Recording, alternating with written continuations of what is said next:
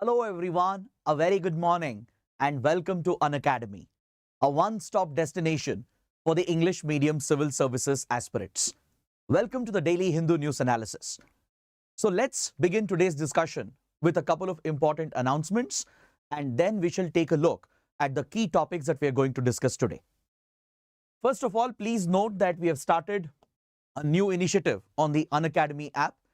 Yesterday we started with PIB weekly sessions and today I shall be starting with International Relations Weekly. Every Tuesday at 2 p.m. we shall revise all the important current affairs topics from international relations exclusively on the Unacademy app. The links for these sessions is available in the description box of this video, and also take a look at the schedule of the special classes for today. Apart from IR Weekly, we have two other special classes by Asta ma'am and Mukesh sir, and the timings and the topics also have been mentioned over here. You can find the links for all these videos in the description box of this session. Also, please note that the new batch is starting from 28th Feb. The evening batch is beginning and you can enroll for this English medium course by contacting the number provided over here. So with this, let's get started with the discussion of the Hindu newspaper by looking at the topics that we are going to discuss today. From the Delhi edition of the Hindu, I have chosen 5 important articles.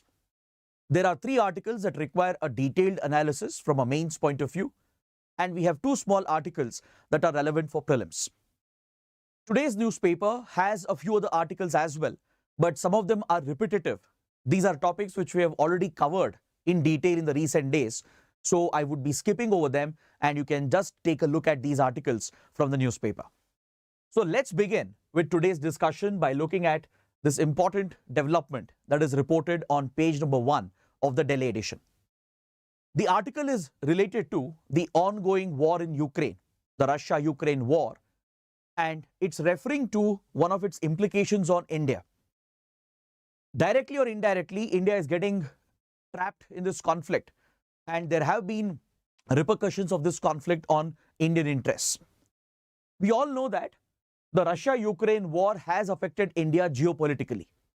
It has put India in a very difficult spot where India has been forced to choose between the Western countries led by the United States or to continue backing our all-weather friend, that is Russia. From Western countries and from United States, there has been a lot of pressure on India to criticize the Russian action against Ukraine, to vote against Russia at the United Nations, and even to abide by the Western sanctions, the economic sanctions that have been imposed on Russia. But India has stayed away from Western pressure. We have even risked compromising our ties with US and European countries, and we have stood firmly with Russia, as Russia is a time-tested friend of India. India has been able to strike that geopolitical balance, but definitely the war has created geopolitical complications for Indian foreign policy. The war has also created few economic challenges for India, because when the war broke out 2 years ago in 2022, it disrupted the global supply chains again. Before that, the pandemic had caused a major economic disruption. So when the Russia-Ukraine war broke out, it was another major economic disruption which affected the Indian market. But however, since India bypassed the Western sanctions and continued its trade with Russia, we managed to procure cheap, discounted Russian oil, which has been beneficial for the Indian economy. It has helped us reduce our import bill and guarantee our energy security through Russian oil supplies. So while this has been the geopolitical and economic implications of the war, recently we have been reading about the human impact of this war on India. Indian nationals have been entrapped in this conflict, and in many cases, inadvertently or without their knowledge, Indian nationals are being drawn into this conflict, and we are getting very disturbing reports that Indian nationals are being enlisted to fight for the Russian army against Ukraine. According to several media reports, more than 100 Indian nationals have been duped, usually by middlemen and agents, and they have been taken to Russia and they have been enlisted into the Russian army, either as helpers to assist in transportation logistics, and there have been some cases where they have been given basic military training and they have been pushed towards the front lines to fight the war against Ukraine. So these are very disturbing reports coming from Russia, and this obviously concerns India, as Indians are being dragged into this conflict most of the times without their knowledge.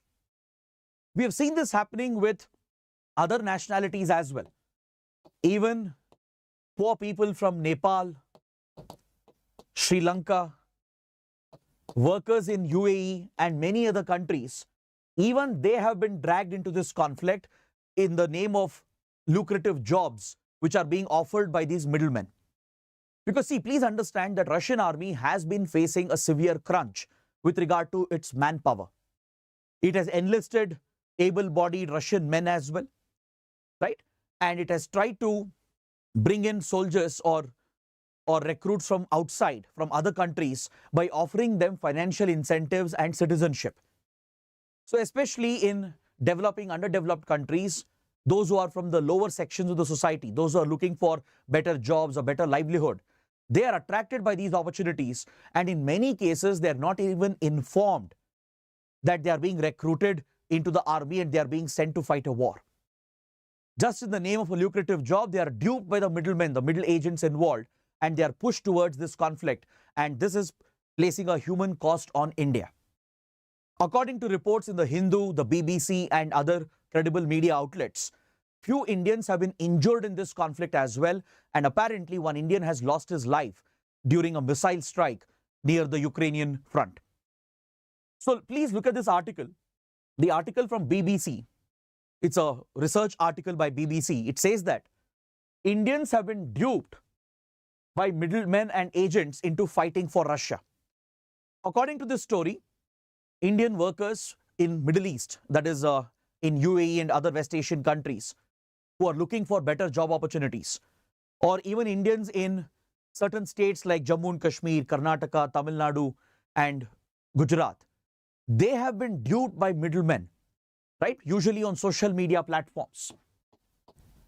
Middlemen have approached them by saying that they have a good job offer where they can earn more than 1 lakh rupees per month. So this seems to be a lucrative offer for several Indians, and they are also promised a Russian citizenship, a Russian passport. So they are given this promise of a better future, a better livelihood opportunity, and many Indians have jumped on this opportunity without thinking much about it. They are largely misled by these middlemen involved by saying that this is just another ordinary job.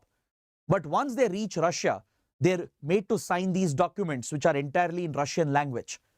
As they can't read those documents, understand what's written, they end up blindly signing those documents, and essentially they are basically giving their consent to be recruited for services in the Russian armed forces.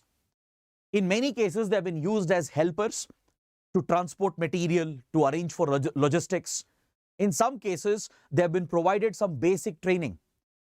These are people who have no combat experience, no warfare experience, right? They are given just some basic military training and pushed to the front lines as well. And according to reports, several Indian nationals have injured themselves either during training or during their deployment in the battlefield.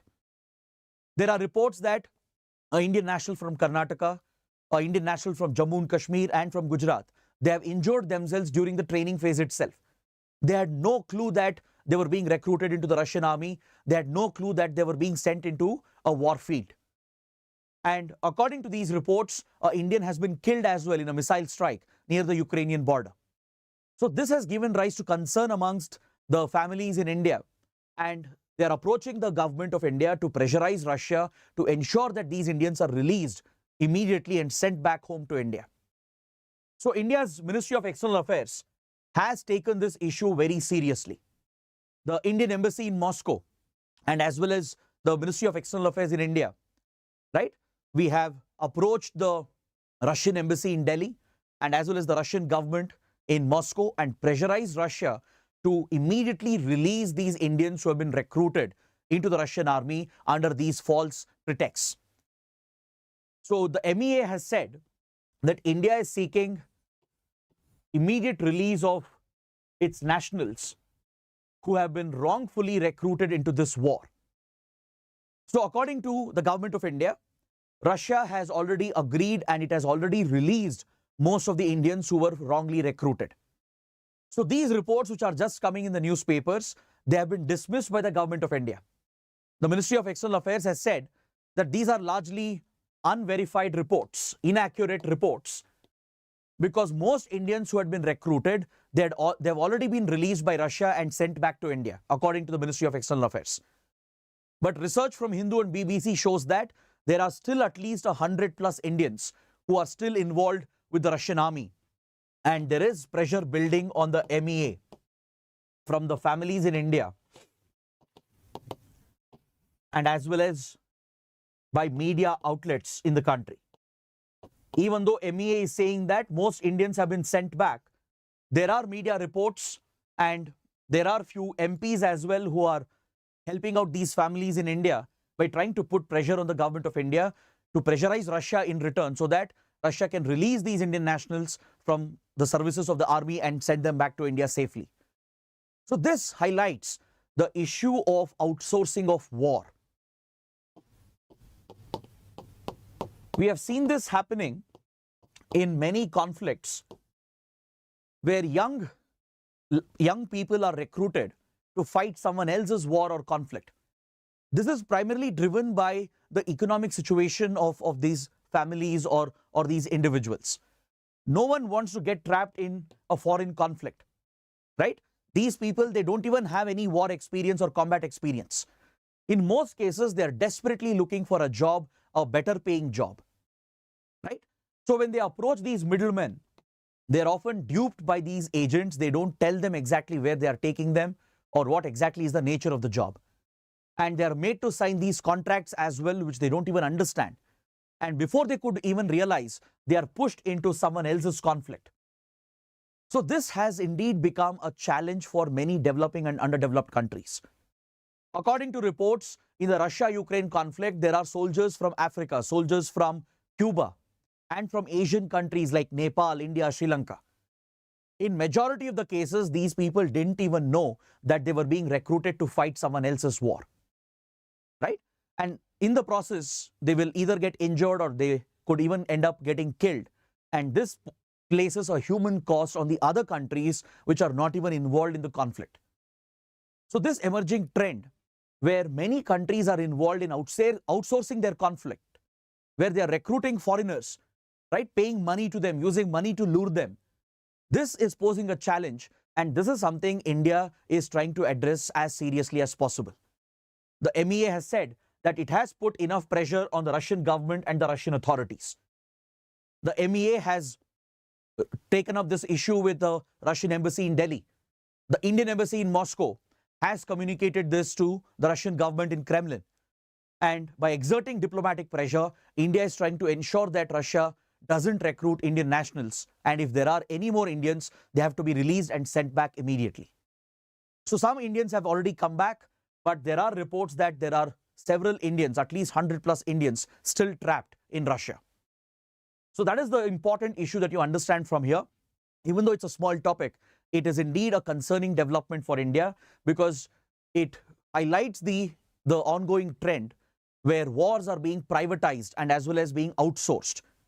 There are these private mercenary armies today. You might have heard about Russia's Wagner group, which was recently in news. Even the US and few other countries have raised these private mercenaries, and they will recruit soldiers or people for money, and they will send them to fight someone else's war. So this privatization of war and outsourcing of war, where foreign nationals are being used who are not even connected to the conflict, this raises great concern for the international community, especially for developing and underdeveloped countries. So that is the key topic that we understand. Now, before I take up the next column, please look at the schedule for NCERT Fundamentals, which is a free special series that we are running on the Unacademy app every day from 7 a.m. to 9 a.m. So these are the classes scheduled for this week. You can attend these classes by using the link provided in the description below. Now let's take a look at another important article from page number 9. This column, I feel, is very, very important for economy, for environment and ecology, and as well as for geography. The topic being dealt with under this article, right? It intersects with multiple subjects from geography to environment ecology to Indian economy. This column is primarily dealing with the topic of land. It is examining the value of land as a resource and the importance of land management in order to tackle land degradation. I'm sure all of you would have heard about the ongoing degradation of land around the world due to large-scale economic activities and human activities. So land degradation is an environmental concern. It's a major environmental threat. So this column is focusing on land as a resource. How is land valuable for humans? What role does land play in our lives, in our economy, in our society? And why is it important to protect and conserve our land and to tackle land degradation? That is the focus of the article, and it presents very interesting arguments, and that's why I feel the article is very, very important. So let's understand why land is a valuable resource.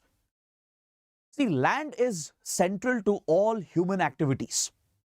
Since ancient times, since the times of Neanderthals, land has been at the very center of human development, right? Because land provides us with all the basic services that are needed for our sustenance, be it ecological services, economic services, or even social and cultural services, right? Our very existence is dependent on the land that we are born in.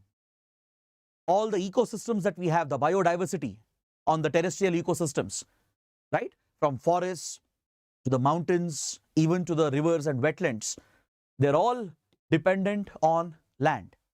So land provides us with ecological resources. It has great environmental value.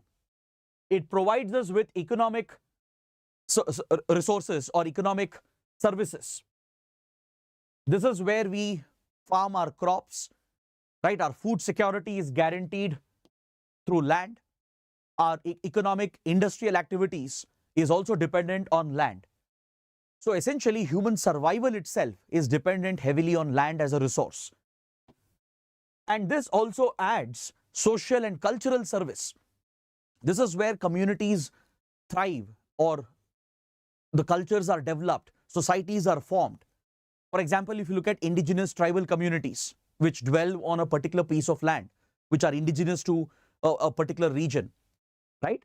So their social rights, their cultural practices, it is all tied to the land that they reside in, right? Even our identity, our national identity in modern times, our economic abilities, the status that we are able to enjoy, be it the social status, the economic status, everything is tied to land. So from cultural practices to social services to economic services, ecological services, everything is derived from land, and as a result, land becomes central to all human activities. It is one of the most critical resources, just like water, for example, right? But today, land is under tremendous stress. Land is under tremendous pressure due to exploding human population, due to large-scale human activities, which is resulting in the destruction of land as a resource, as there is constant land degradation which is going on.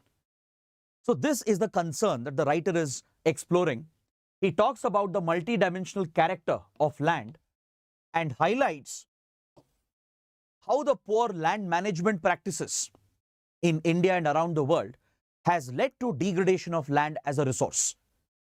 So if land undergoes degradation, right, this will affect everything else. It will affect our society, our culture, it will affect our ecosystems, our environment, it will affect our economy as well. Now imagine if a particular piece of land is not well conserved, it will become vulnerable to soil erosion, right? It will lose its nutrients, the land will no longer be cultivable, and this will threaten your food security. It will threaten your economy. If ecosystems are destroyed as a result of large-scale human activities, climate change, etc., this will result in the destruction of biodiversity. It will affect the ecological services on which human life is dependent. So land degradation has indeed become a major concern, and this is a direct result of the mismanagement of land as a resource. So that is why the writer is talking about the need to conserve, to protect land as a resource. The writer says that according to global estimates by UN agencies, the economic cost of land degradation is around $6 trillion every year.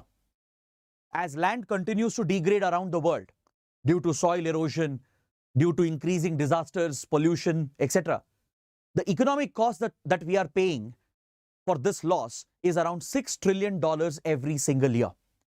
So it's of utmost importance to conserve this critical resource, which is central to all human activities today. So the writer talks about some of the global actions that have been initiated to protect land, to tackle land degradation.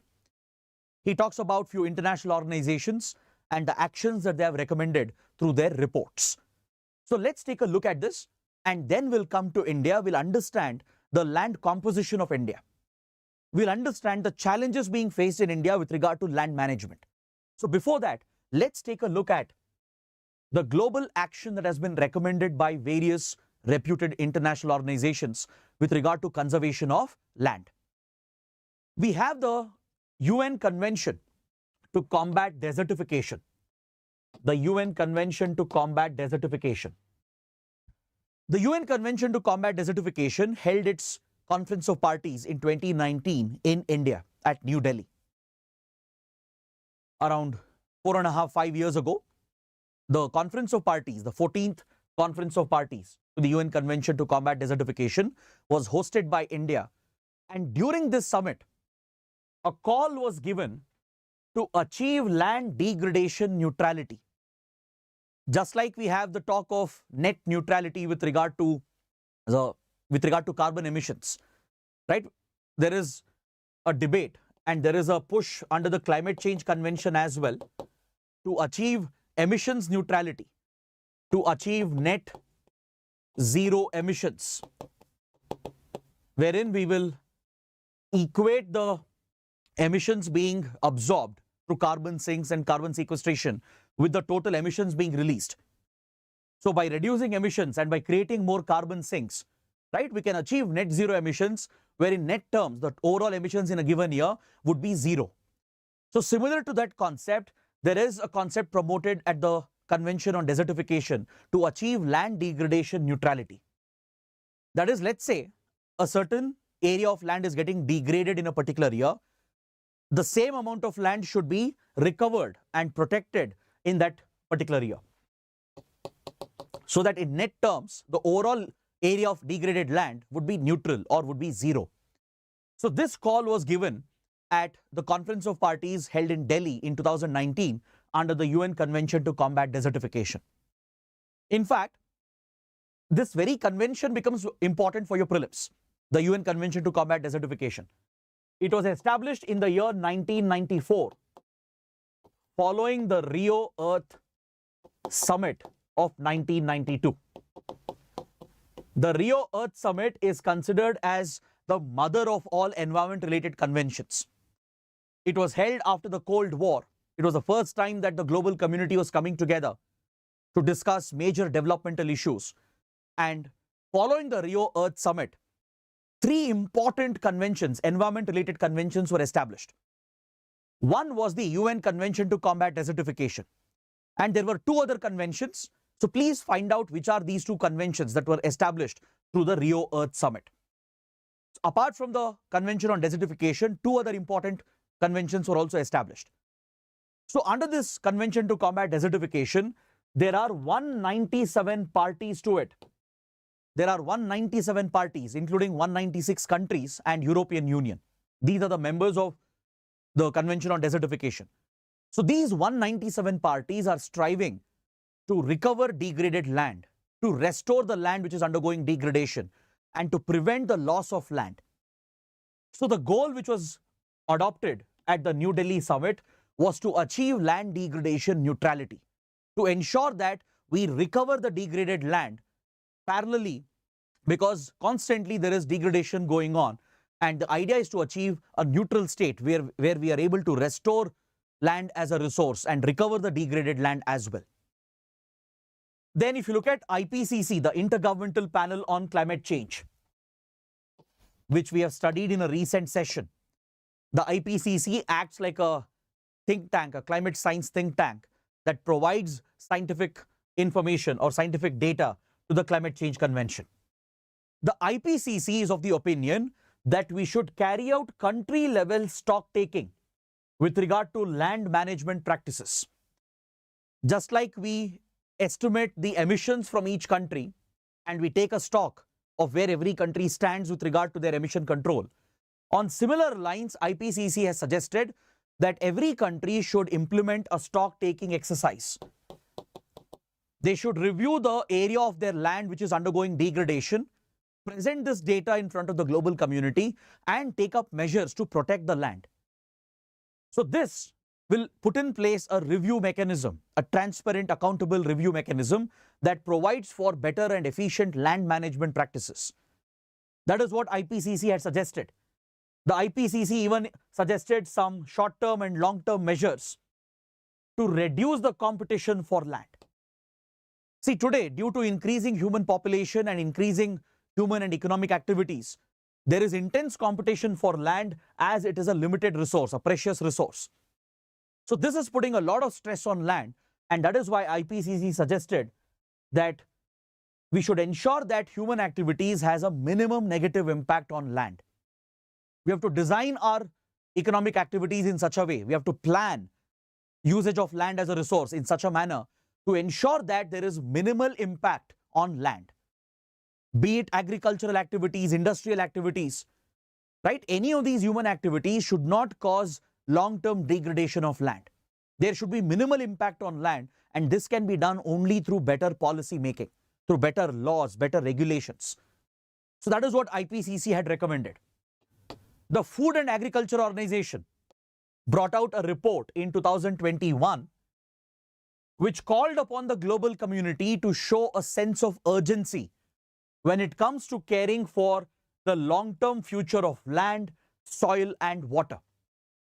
The Food and Agriculture Organization, which is more focused on food security, it identified 3 important resources that are essential for guaranteeing food security for the world. These 3 resources are nothing but land, soil, and water. So it called upon the global community to show a sense of urgency, to immediately focus on conserving land, soil, and water systems. These are 3 important critical systems that are integral to human life and to all forms of life on Earth. So the FAA report was calling upon the global community to act as quickly as possible to protect land, soil, and water. So this points towards global action through these international organizations to try and push the countries to do more with regard to sustainable land management practices. So now let us evaluate, where does India stand in this regard? What is India's land composition? What is the extent of land degradation in our country? What problems are we facing in land management, and where can we show improvement? So this is something we should examine before we conclude this discussion. If you look at India, if you look at India's geographical extent, we account for 2.4% of the world's geographical area. I hope you know that India is the 7th largest country in the world, but we account for just 2.4% of the world's geographical land area. But however, given that India is the most populous country today, right? We have overtaken China as well to become the most populous nation in the world. We account for 17% of the global population. So what does this tell you? It basically tells you that population density in India would be significantly higher as compared to other countries, because we have many times more people than other countries living in a smaller piece of land. In just 2.4% of the world's geographical area, we have 17% of the global population. So this obviously results in a severe competition for land, right? Due to the needs of development, due to the needs of agriculture, industrial activities, urbanization, there will be greater stress on land in a country like India because the country is heavily populated and the population density is very, very high compared to other countries. So in a very small geographical area, we have 1.4 billion plus people living and residing and carrying on their economic activities, which basically means there is intense competition for land as a resource. And this puts enormous stress on land. This is what leads to damage to land as a resource. It causes degradation of land. It results in destruction of ecosystems and the ecological services offered by land as a resource. It will eventually compromise our social, economic and cultural services as well that we derive from land. If you look at India's total geographical area, the arable land in the country is around 55% of our total land area. Arable land means the land where you can grow crops, the cultivable land basically. So out of the total area of India, 55% of it is viable for cultivation, for agriculture. Another 22% of India's land area is covered with forest. Even the latest state of forest report from the government, from the Forest Survey of India, also puts our forest cover at around 22%, close to. So this is what is the composition of India's land. The rest of it is made up of deserts, mountains, and the remaining is essentially the urban areas, which we have urbanized. So we have a small percentage of deserts, mountains, and large areas of urban or urbanized areas, but 55% of it is cultivable, most of it is under agriculture, and 22% of it is forest cover. So this is the composition of our land. But out of this, almost 30% of India's land area is undergoing degradation. Be it cultivable land or forest land or even mountainous areas or near the urbanized localities. Almost 30% of our land is undergoing degradation. Now, this is a very alarming fact as far as the environmental concerns in India is concerned. So, land degradation is a direct result of over-exploitation of the resource. There is excessive dependency on agriculture in India. Even today, anywhere between 55% to 60% of India's population is dependent on agriculture. We have failed to shift our people away from agriculture towards manufacturing and services. Manufacturing growth has largely been stagnant in India. Services sector has seen some growth, but still majority of India's population is dependent on agriculture. Close to 58 to 60% almost. They still reside in rural areas, they depend on farming, which means there is greater stress on land as a resource. There is greater economic dependency on agriculture, and this is not good news when your country's population is still growing.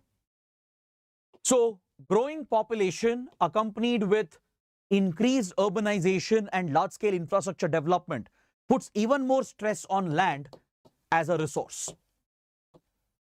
Right? The increased competition.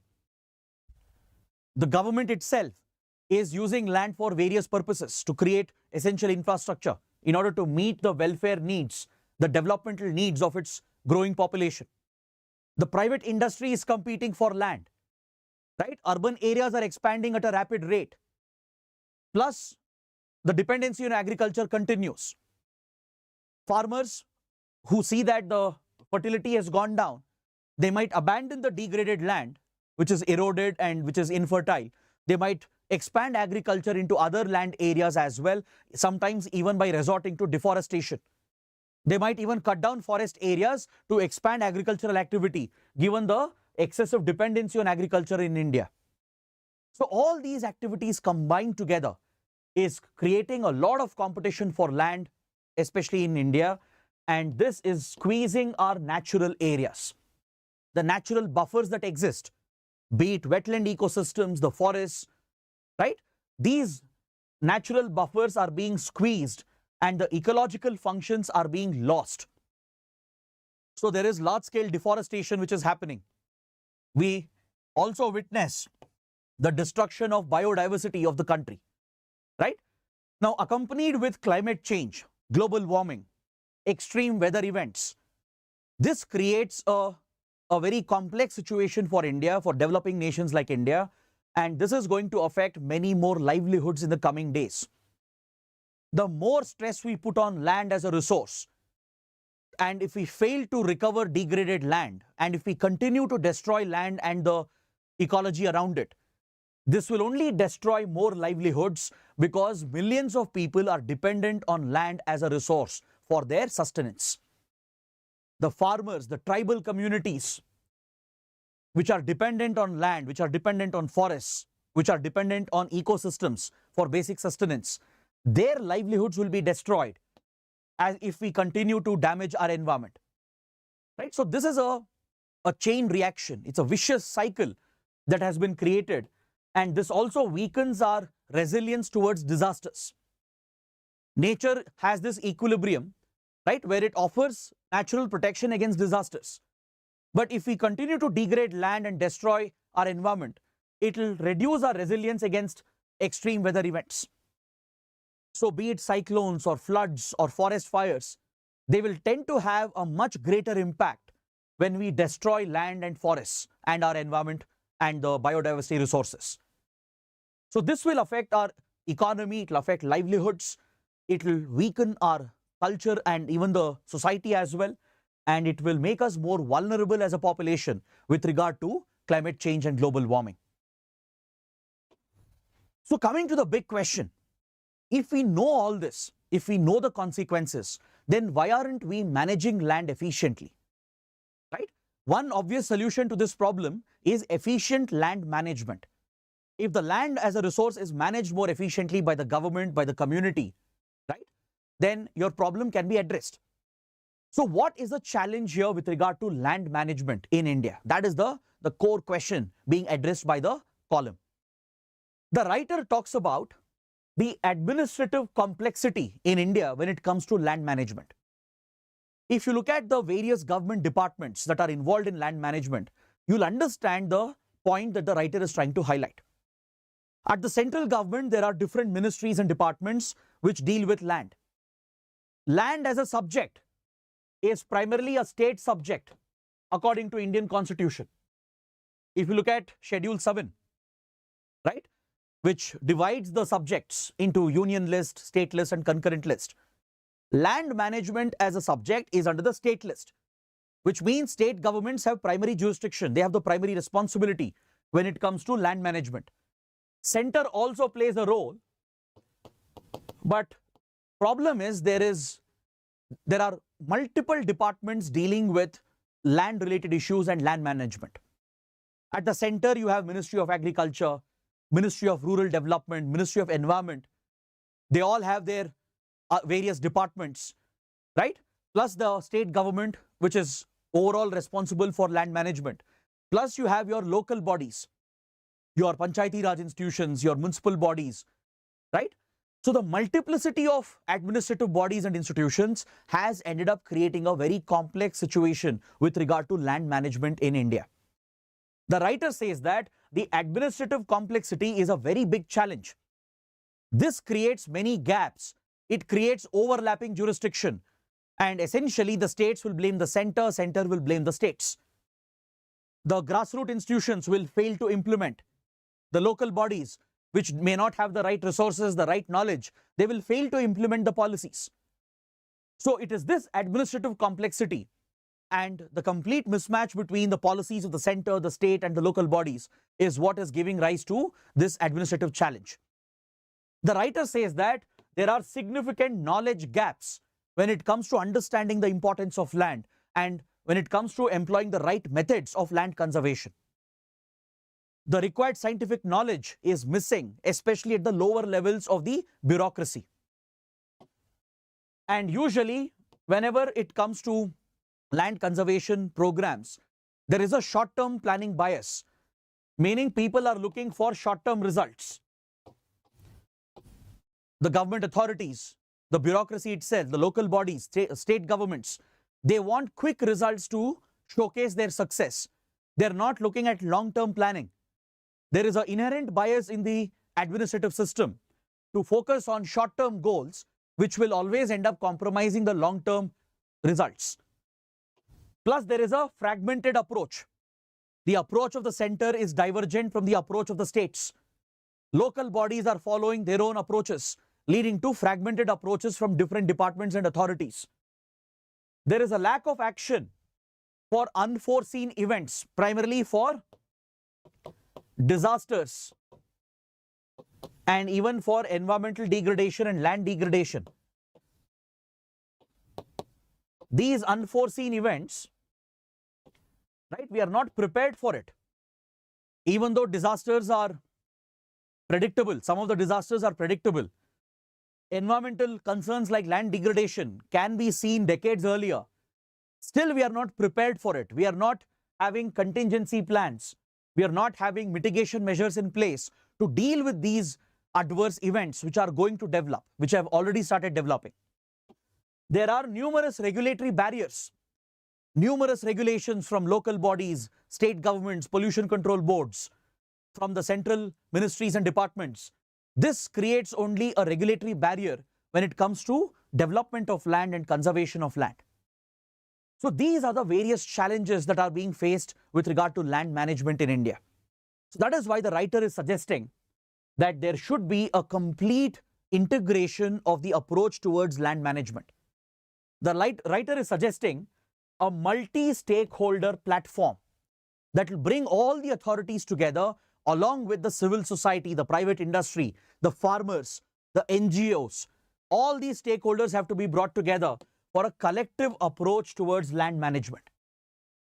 If you look at Article 243ZD, which was added through the 73rd, 74th Constitutional Amendment, it provides for district level planning committees at the municipal bodies and Panchayati Raj institutions. It provides for decentralized planning at the grassroots through these district level planning committees. The writer is saying that the final ownership of land management at the district level should be left to the district planning committee. There should be minimal interference from the state and central governments. The state and center should make the broad plans. The center should come out with the broad policy. State should customize it to the requirement of that particular state. And local bodies, the district planning committees, should be given a sense of autonomy to look after the land management in that particular district. So this would require a streamlining of the approaches from the center, the state and the local bodies, along with the private sector, along with farmers and every other stakeholder, including the civil society, the non-government organizations, etc.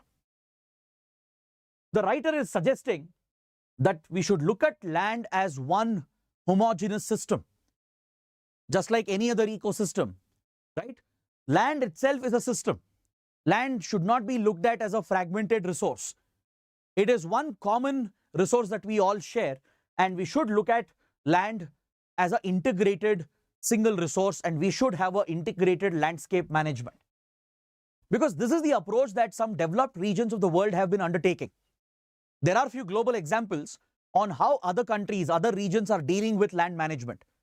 For example, if you look at the European region, which is a developed region, the European countries have adopted a convention called the European Landscape Convention.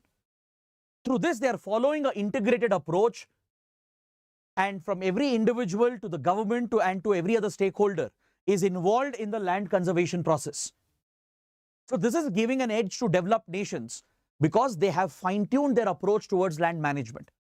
They're able to bring that synergy between different stakeholders, and the writer is drawing a parallel here between India's land management practices, which is fragmented, which is short-term, and he's comparing that with the long-term objectives set in developed regions like Europe and how they are integrating and bringing synergy between different stakeholders to protect the land as a resource.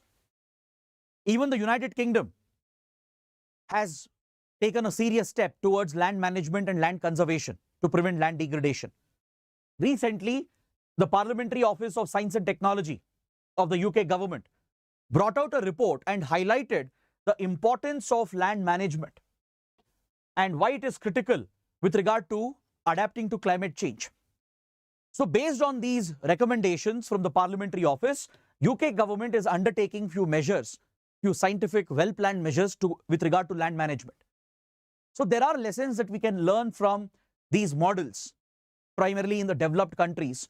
And even though it may not be suited entirely in the Indian context, we can at least draw some lessons, customize that plan to suit the Indian context. But either ways, we require a holistic, well-planned approach that will bring all stakeholders together instead of the current fragmented approach that we are undertaking. So these are the key points that the writer is bringing up in this column, and it can be very important for economy, geography, environment ecology, or even for an essay topic. Now let's proceed to look at this important column from page number 11. This column deals with Bitcoin and the Bitcoin halving situation, which is coming up very soon in a couple of months. So to understand what is Bitcoin halving, what impact will it have on the economy, on the Bitcoin industry, you need to first understand what exactly is a Bitcoin. Some of you would have already heard about it. You would know what is a Bitcoin. You might have even invested in these cryptocurrencies. But I believe that there are many beginners as well who may not understand how exactly these cryptocurrencies work. So just stay with me for a few minutes. I would provide the basic fundamental explanation to understand what are cryptocurrencies, what is a Bitcoin, how does it work, what are its advantages, what are the concerns associated with it, and what is Bitcoin mining and Bitcoin halving. These are important concepts which is very relevant for prelims and even for your mains. So let's understand this by first talking about our traditional currencies that we have. Let's talk about the traditional economy under which we use the traditional currency for carrying out a transaction. So once you understand the traditional model, the economic currency model, then we can understand the crypto model, the Bitcoin model, and make a comparison between the two. See, in a traditional economy, the currency, right, which is the fiat currency, also called the legal tender. This is a highly centralized economic system. It's a highly centralized monetary transaction. Now you take India for example. If you look at the legal currency, the legal tender or the fiat currency in India, it's the rupee, right? The rupee has value, the paper notes, the coins, it has some value attached to it because the centralized authorities, that is the government of India and the central bank, the Reserve Bank of India, they have legitimized the currency. The RBI prints the currency notes, it mints the coins. The government of India provides guarantee to the legal tender. So that is where the traditional currency acquires its value. Or else it is just a piece of paper, just a piece of metal. The fiat currency gets its value because of the centralized nature of the economy in a traditional setup, where the government is backing the currency, where the central bank is backing the currency. Right? On every currency note, you would see the signature of the RBI governor, saying that the RBI governor provides this certification that this is the value of this particular note. So, a legal tender or a fiat currency which has the backing of the central bank and the government of India is considered as the legal tender in that economy for every transaction. Right? If you go to the market to buy something or if you're selling something, right? So when someone pays you with this currency, it has a certain value attached to it because the government is telling you, the central bank is telling you. So in this setup, in this traditional economic setup, the centralized institutions, they have a high degree of control on the legal tender, on the fiat currency. Tomorrow, if there is a liquidity crisis, RBI can decide to print more currency. It can bring out new money, fresh money. If required, it can absorb, suck the excess liquidity to tackle inflation, right?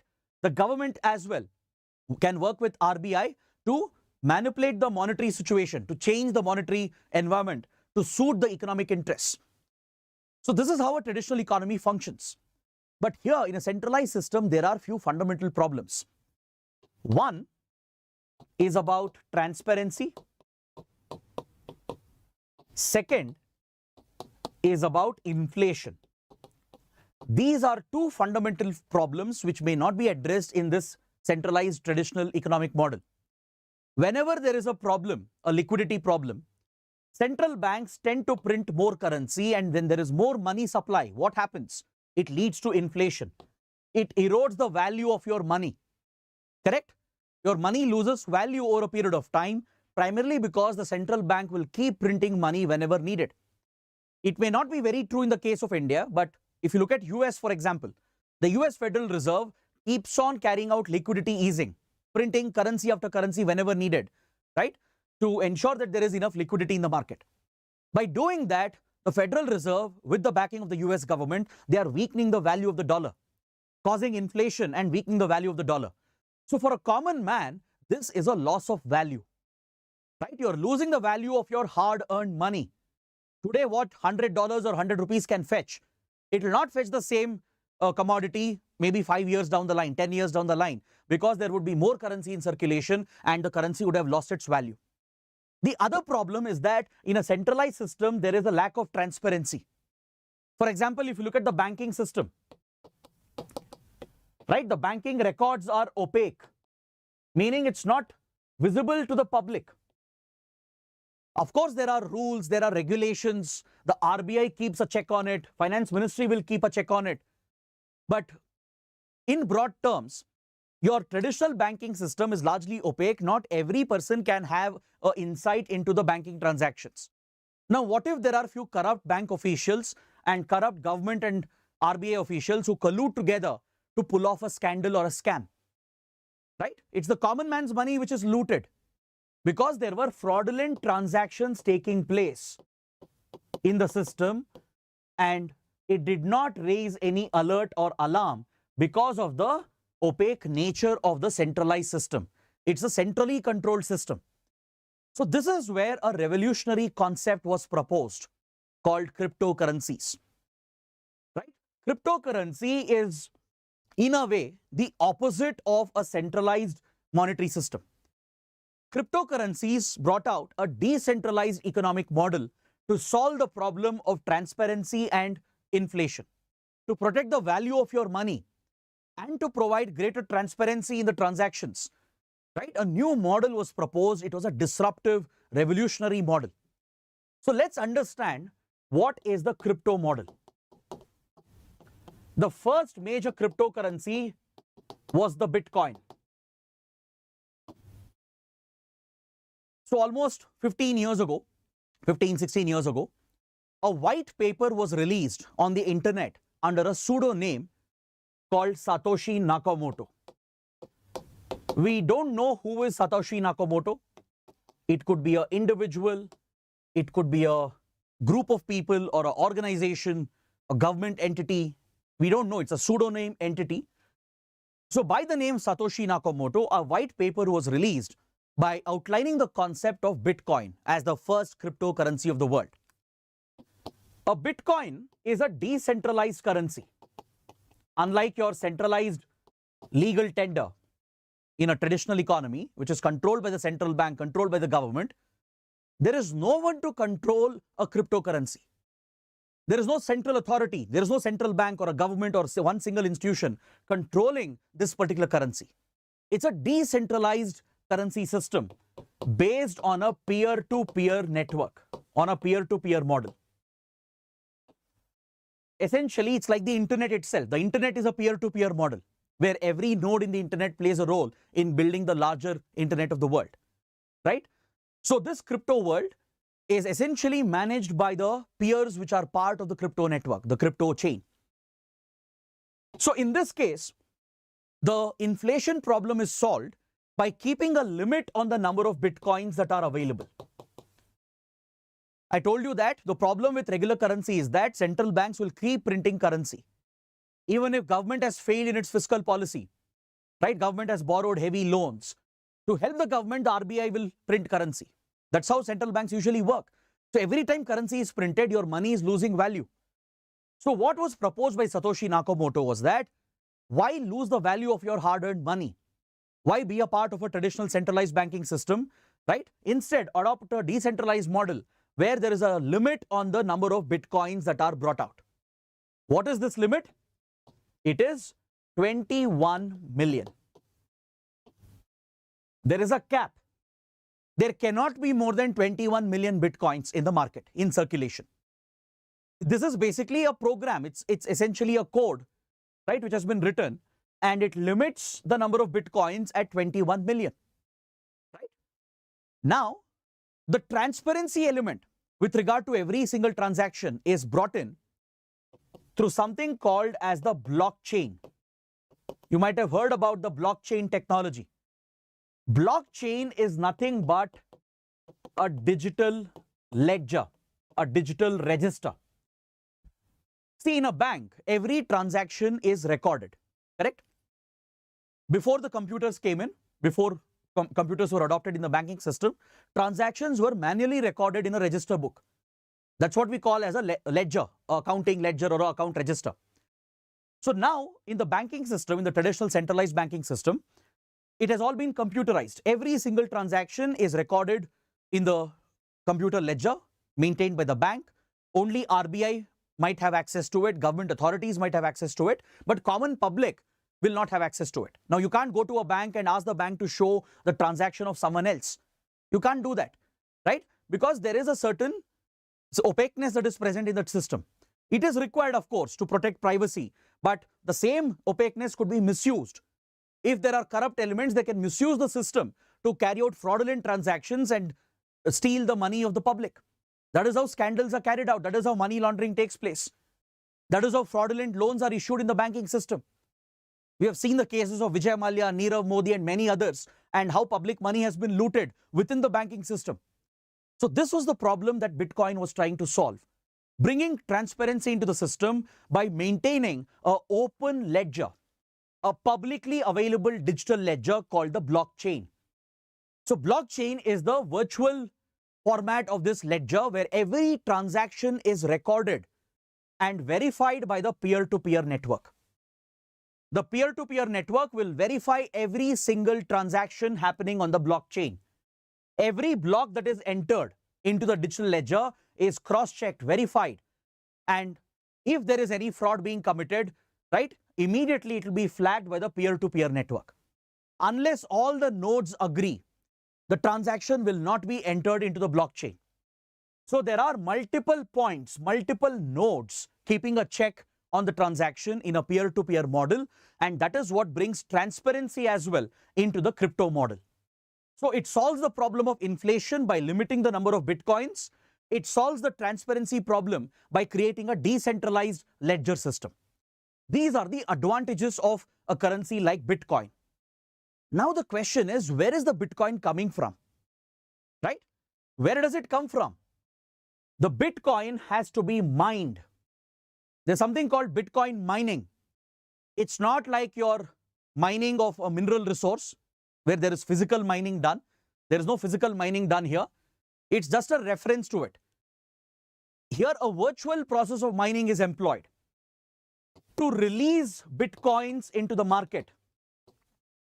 To release bitcoins which are protected by cryptographic functions.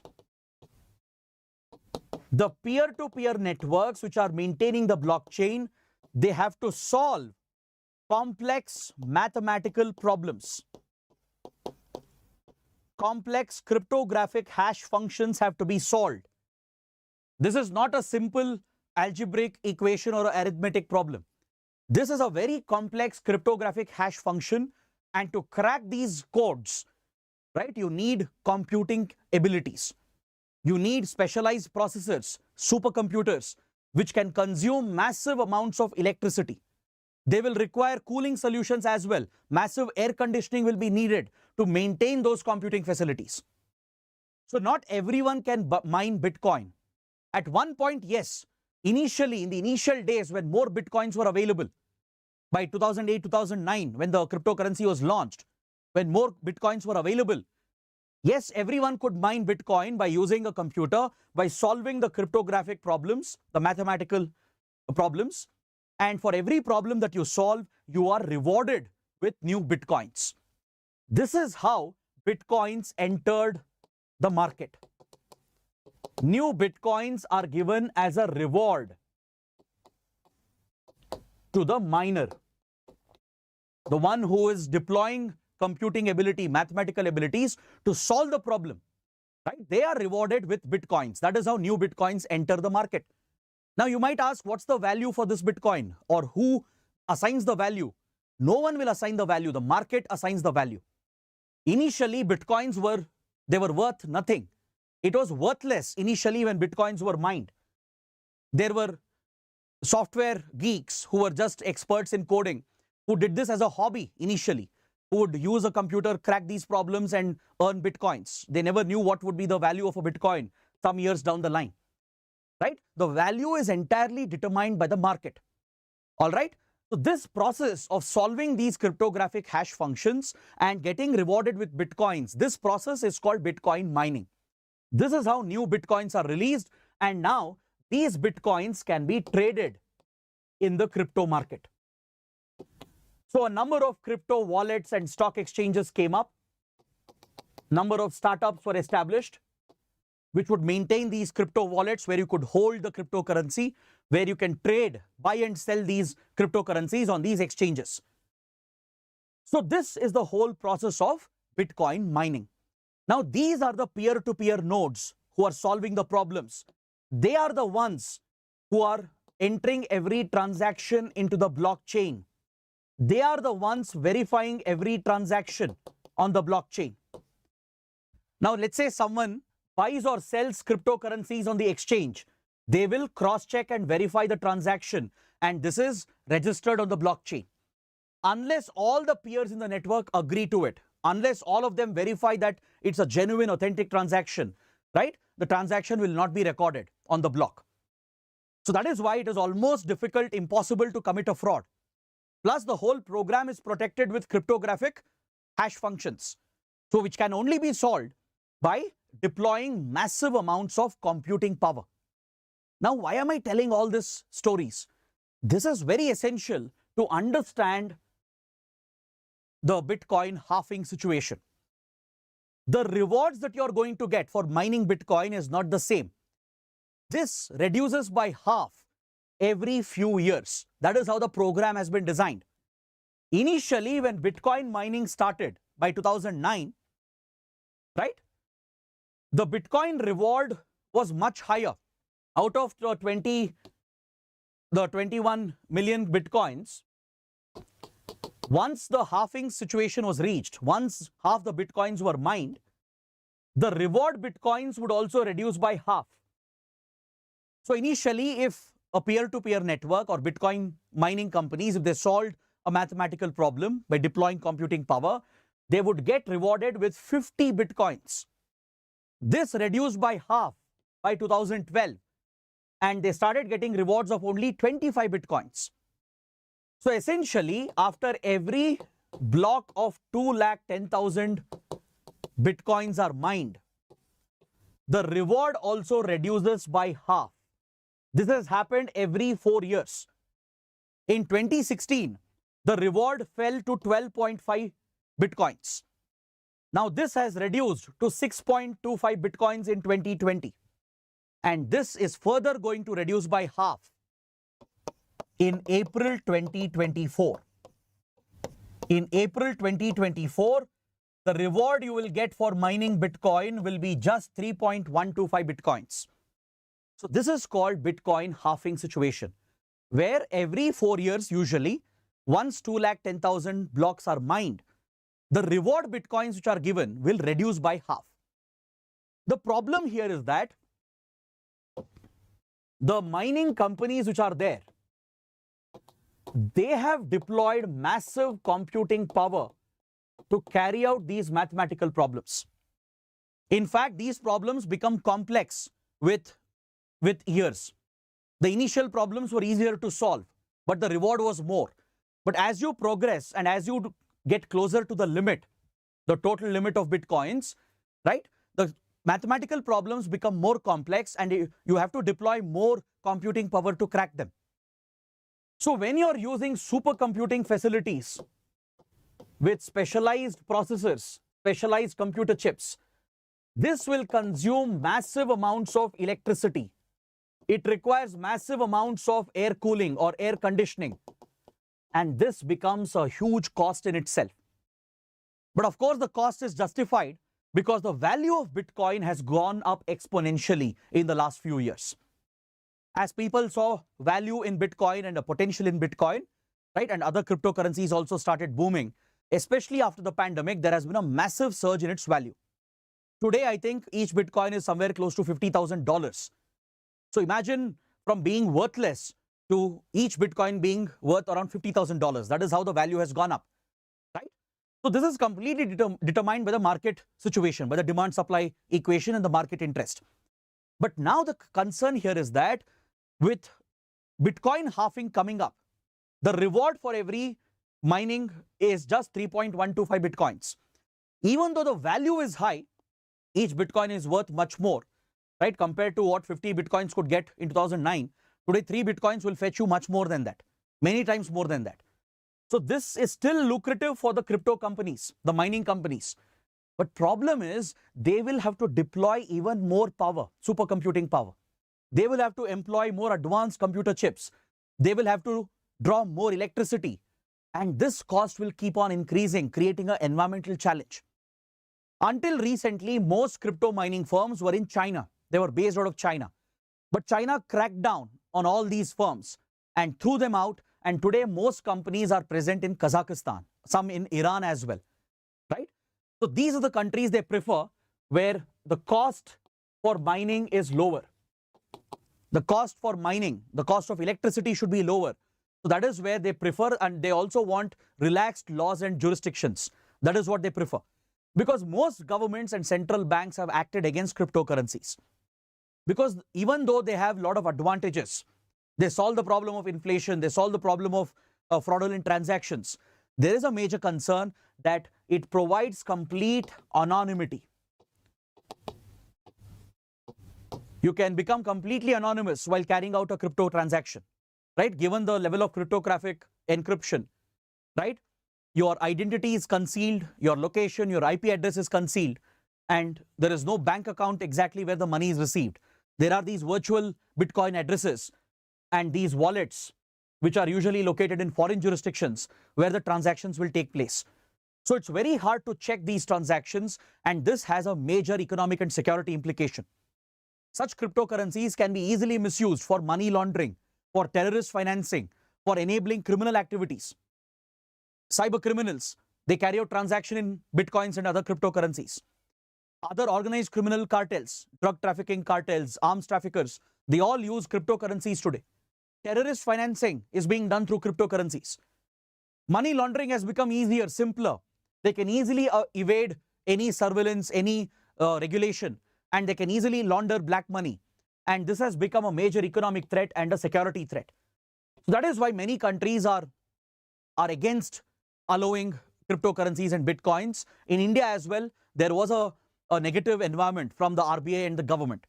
But recently, countries have come around to accept it because anything on the internet can't be banned or can't be controlled entirely by the government as well. This is a peer-to-peer network, a globalized, decentralized network, which can't be controlled or simply banned. It will only go underground. So in India, today we are mainstreaming cryptocurrencies by taxing them. The government has brought heavy taxes, right? Almost in the range of 30 to 45% taxes have been brought, even on transactions, not just on profit, even on transactions. Almost 30% taxes have been brought in to mainstream and legalize the transactions and to restrict crypto transactions in the country, because it's very unstable as well. The value has gone up exponentially, fallen all of a sudden, which can harm the regular investors, the common retail investors. So people might even lose their hard-earned money by putting money in such currencies which they don't even understand. Just because there is craze around it, just because every influencer is recommending it, so people fall for the trap. There are many crypto scandals which have come out, many fake cryptocurrencies which have exploited the market craze. So that is why governments and central banks are largely against it. And instead of banning it, they're trying to regulate it. even through G20. G20 countries are considering a global framework to control cryptocurrencies, to regulate them, right? So the upcoming halving situation, which happens in another couple of months, could create either new possibilities or new challenges. Because on one hand, the reward goes down. Right now, miners are getting 6.25 bitcoins for solving the mathematical problem. After April, they will only get 3.125 bitcoins, which is still good enough because the value is so high. Even 3 bitcoins is worth a lot. But problem is, these mining companies will have to invest more in computing facilities. They'll draw more electricity, right? So this could create environmental challenges. It will create more legal, regulatory challenges. And also, usually, whenever the halving has happened, there is a spike in Bitcoin prices, because it means that we are approaching the final limit. And so there is a lot of market talk. And usually investors try to lash in on this and they try to invest more, which might increase the value of Bitcoins for a short period. But again, it's very hard to predict the market. There might be a small crash as well when the halving happens. So that is what the article is exploring. How will the market react? How will it impact the Bitcoin mining firms? How can it impact the regulatory environment? So this is what the article is exploring, and you should have basic knowledge, basic awareness about all these topics. You don't have to go in depth. Just understanding the nature of Bitcoin, what are cryptocurrencies, how is it structured, what challenges does it create, what is Bitcoin mining, what is Bitcoin halving, these basic concepts could be very important.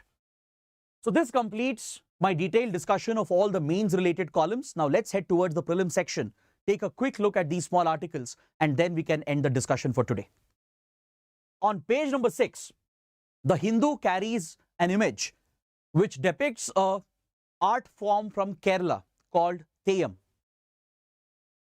The image over here is depicting this vibrant, colorful, beautiful performance which is seen in northern Kerala in the Malabar region and also in parts of coastal South Karnataka. So this art form is called Theyyam. It can be very important for art and culture under prelims. So let's understand what exactly is Theyyam, where can you find this art form, what is it related to. I'm sure many of you would have seen the popular Kannada movie, Kantara, right, which became a national rage. In this movie, there is a dance form, an art form depicted called Bhutakolla, right? That is the central theme of the movie itself, where the local deity is believed to be connected to the dancer, right? And the dancer who practices this art form is seen as a direct link to God himself. This art form is practiced in the tribal hinterlands, in the sacred groves of this region. Sacred groves are the forests attached to the temple land. So in this part of Dakshin Kannada and the North Malabar region, in Kannur district of Kerala, in Wayanad Manandwadi region of Kerala, in Kasargod region of Kerala, these are the border districts present near Dakshin Kannada. So in Dakshin Kannada as well, in the Mangalore region, right? So this is where you find this art form, and Theyyam and Bhutakolla are related. It's called Theyyam in Kerala. A very similar art form exists in Karnataka, that is Bhutakolla. Both are very, very similar. The practices are similar, right? It essentially involves a vibrant dance. You can see how the dancers are dressed up with very vibrant face painting and a mask and a headgear and the elaborate costume which they wear, right? So the dancer themselves, the Theyyam dancer or the Bhutakolla dancer, they are seen as a direct link to God himself. That is the belief of the people of this region. It is related to the temples present here, right? The reigning deity of that region is worshipped, and usually it is practiced in the sacred groves, the sacred grove forests attached with that temple land. That is where it is practiced. So in the Tulunadu region of Karnataka, in Dakshin Kannada, particularly in South Mangalore region, and in Wayanad, Kasargod and Kannur region of Kerala, this is where you find Theyyam and Bhutakolla. Both are related art forms. Now there is another related art form which is very similar to Bhutakolla and Theyyam. You find this in the Mangalore Udupi region. Please find out the name of that art form and mention that in the comments below. It looks a little similar, but it's very distinct. It's very different from Bhutakolla or Theyyam. right? There is another art form which is native to coastal Karnataka in the Mangalore-Udupi region. Please find out the name of this art form and mention that in the comments. Now coming to the last article, on page 9, the Hindu carries this infographic which highlights the crisis the world is facing with regard to shipping. The shipping industry is facing a major challenge. One, of course, is the ongoing crisis in the Red Sea, where shipping through Suez Canal has been disrupted. This is something we have studied again and again, so I'll not go into that again. But there is another crisis happening in the Western Hemisphere with regard to another important shipping lane, the Panama Canal. The Suez Canal and Panama Canal are two important shipping lanes for the world. It is critical for the global economy as it creates a shorter route. Now, for example, we have studied how this shipping route from Mediterranean to the Arabian Sea via Red Sea and Suez Canal and Bab el-Mandeb Strait is crucial for the global economy. Right? This is what connects the Western and Eastern hemispheres. It connects Indian Ocean with Europe, the Atlantic with the Indian Ocean. So most of the trade from Europe to Asia and Indian Ocean and countries like India passes through this vital shipping lane. But the choke points present over here and here, Bab el-Mandeb Strait and the Suez Canal, right? It creates a very important choke point, and any disruption here can completely derail shipping. So right now, the Houthi rebels of Yemen, who have started targeting commercial ships in the name of, standing for Palestinians, they have attacked the commercial ships over here, disrupted shipping, and forced the ships to take a longer route. So ships coming from Europe to India, ships from Indian Ocean to Europe, they are going around Africa. They are taking a turn at Cape of Good Hope, passing through Mozambique Channel to reach the Indian Ocean. So this long route has increased the shipping time, the travel distance, and obviously the shipping cost goes up. So this will translate to commodity prices, oil prices, and in general, it can lead to economic disruption and it can have a huge impact on exports and imports. Fortunately, Indian economy has not been affected much as of now, but in the coming months, the prices will reflect in higher costs for India as well, as India imports a lot, particularly oil, right? And we have a lot of exports headed towards Europe. The cost of increased transportation, the cost of increased insurance will reflect on every economy, including the Indian economy. So that is what the article is referring to. A similar crisis is happening in the Panama Canal. There is a shipping crisis at this important canal in the Western Hemisphere, the Panama Canal. The Panama Canal creates a shorter route between the Atlantic and the Pacific. Instead of ships passing all around South America, which is a much longer route, they also have to pass through the dreaded Drake Passage. The Drake Passage is not for the light-hearted. Traveling through Drake Passage, which is also a route to the Antarctic, is seen as one of the most difficult sea journeys. It's one of the most challenging travel routes, and it increases the travel time significantly, increases the travel cost, the fuel cost, and it adds to the transportation cost, the logistics cost. So one genius construction was the construction of the Panama Canal over here.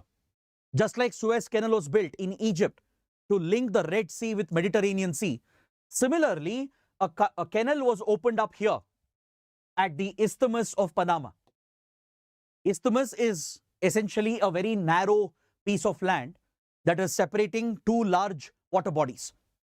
Like we have Kra Isthmus in Thailand, right? It's a narrow piece of land separating Andaman Sea, that is Bay of Bengal, from South China Sea.